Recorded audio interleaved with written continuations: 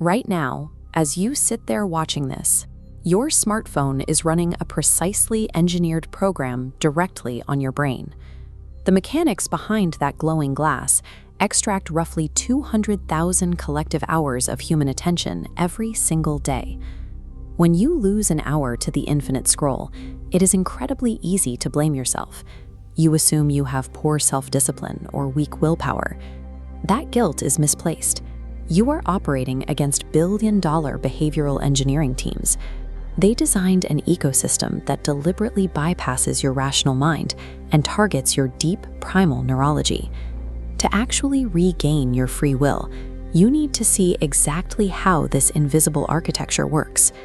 The entire system runs on dopamine.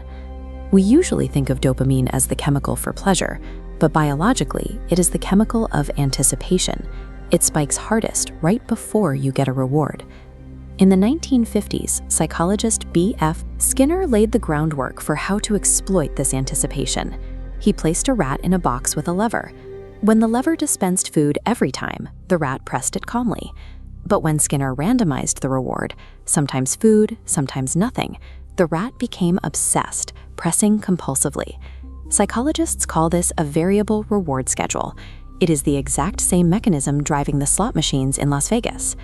Every time you pull to refresh your feed, you are pulling a lever. You don't know what's coming next. That uncertainty drives your dependency. The modern video feed takes this dopamine engine and removes all natural stopping cues. There is no bottom of the page, there are no end credits.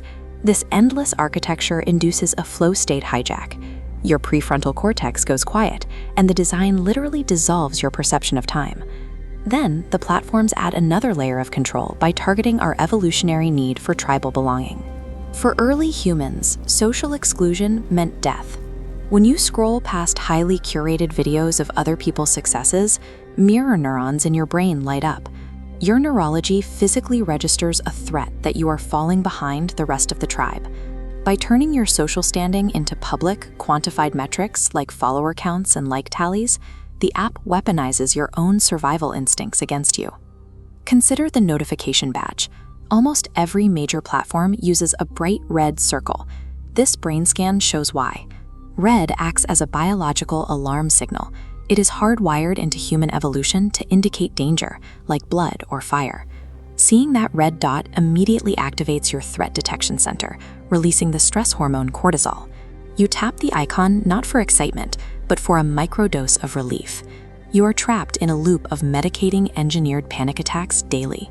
You are not choosing to check your phone. You are being trained to check it. Recognizing that distinction is the first step out of the trap. To dismantle this architecture, start by severing the biological alarm. Switch your screen to grayscale. Stripping away the color instantly neutralizes the cortisol-triggering power of those red dots. Next, run a notification audit.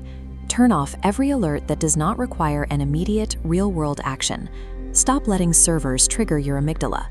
Third, reintroduce intentional friction.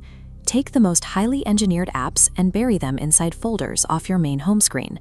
Adding just a 3-second gap between your thumb and the feed gives your rational prefrontal cortex enough time to wake up and break the compulsion loop. Finally, schedule your digital consumption. Never enter a variable reward environment without a clear, predetermined purpose. Tech companies are optimizing their platforms for maximum engagement. That mathematical goal is entirely at odds with your personal well-being. Once you understand how these hidden psychological triggers operate, you stop being the product. You take back your free will, and you become the architect of your own mind.